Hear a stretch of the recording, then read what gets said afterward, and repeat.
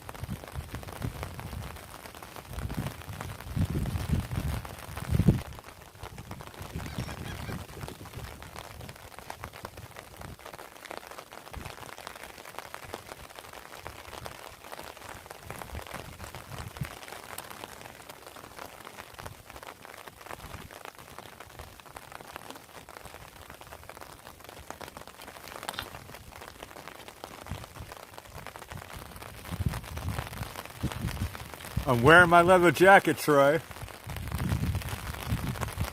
And I have my Doc Martens on.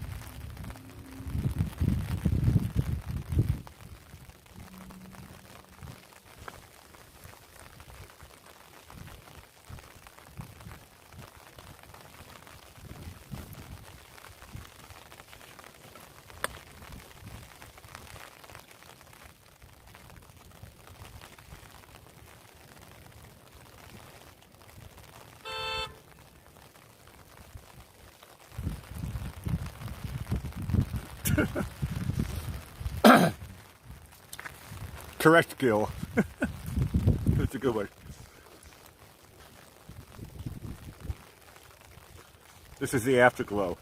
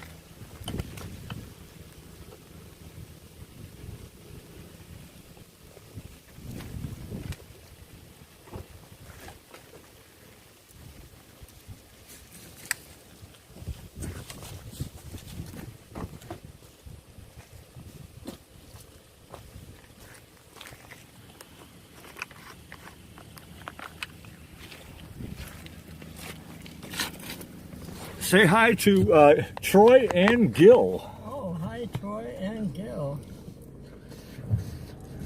We're back in the car. Yeah. I'll be with you in a minute. Okay. Blackie has to fold up all the equipment and get it into the car.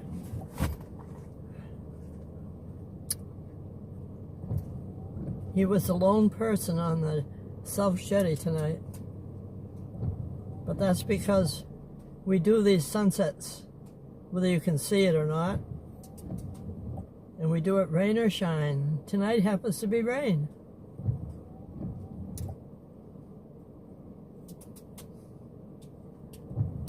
He almost didn't take his black umbrella out there, but he did, and he used it. Oh, here we go. Gil had a good joke. Today's show is called Blackie and His Bird Friends. Oh, you know what? There was a young man that came off just a little while after you got there, and he had a bag that he put into the trash, and I wonder if he had bread there for the birds. And that's he was feeding the birds. Yeah, I think so. Which is against the law, but I did not make a citizen's arrest. Right. No, but there was one bird, and Gil came in and said that's one of the most goofy, I'm paraphrasing here, but goofy, cuddliest birds. And fact checkers, what was the name of that bird? Because I'd love to put a hashtag for today's show, because if somebody's really wants to know everything about, that bird was right in front of me, and I zoomed into it, and he hung around with me for about 5 minutes. It was rather unique. So, well, there was also something I wanted to ask the fact checker also. Years ago, as a comedian, I'm not sure if it was George Goebbels or somebody else, he said that wet birds don't fly at night. Doesn't surprise me. Well, tonight they were flying. No, they weren't mega wet. It wasn't like, it's not super raining. Yeah. It's definitely, I mean, I had to, in the beginning, as you saw, I did not have the umbrella up. Maybe it stopped. No, it's still raining, but it's not, you can turn that sound off. Yeah. We don't need that anymore. What's on your mind, Sunset Lady?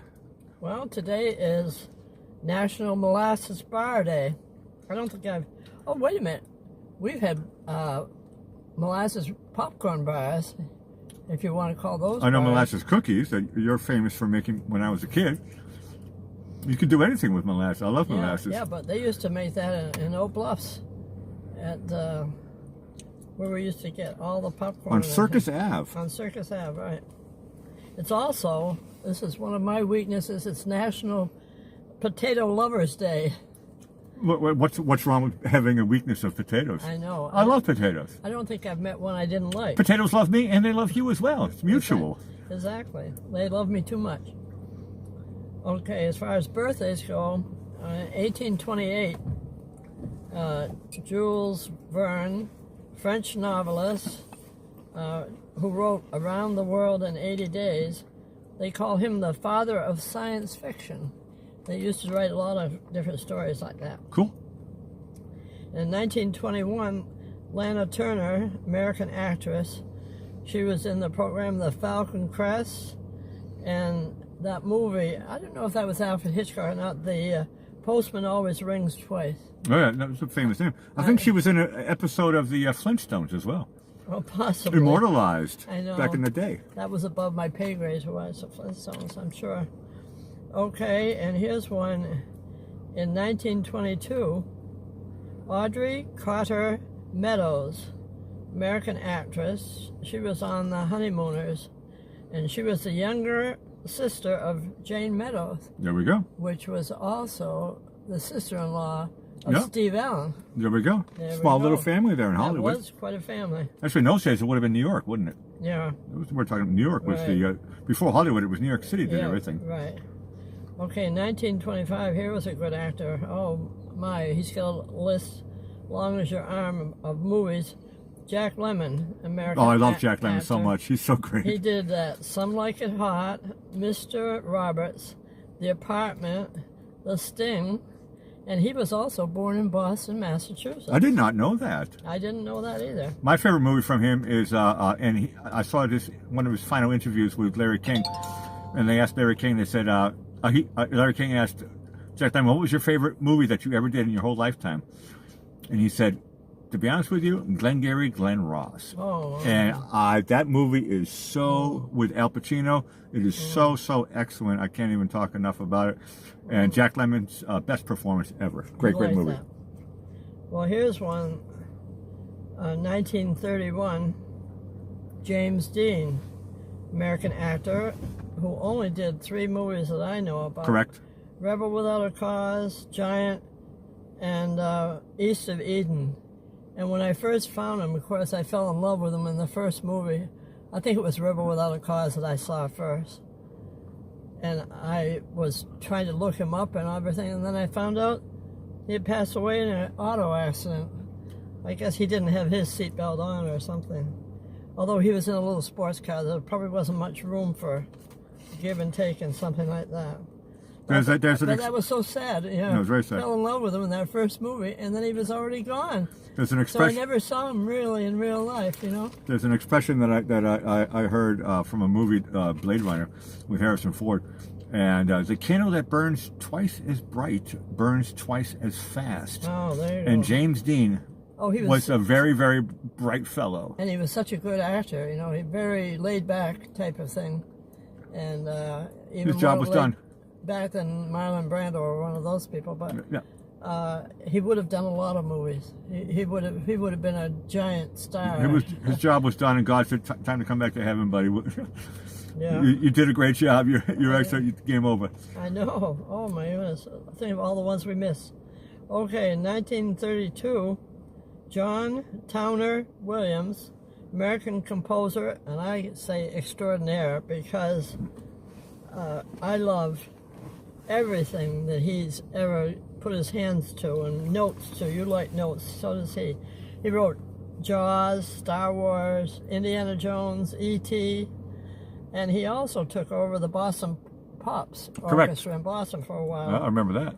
And every time I heard his name mentioned, I knew I was going to like whatever was being played. No, his music is and he's 90 very years big. old today. 90 years old. He's still kicking? Yeah. And screaming? Awesome. Yeah, we'll see what happens when you live a long life and have that talent.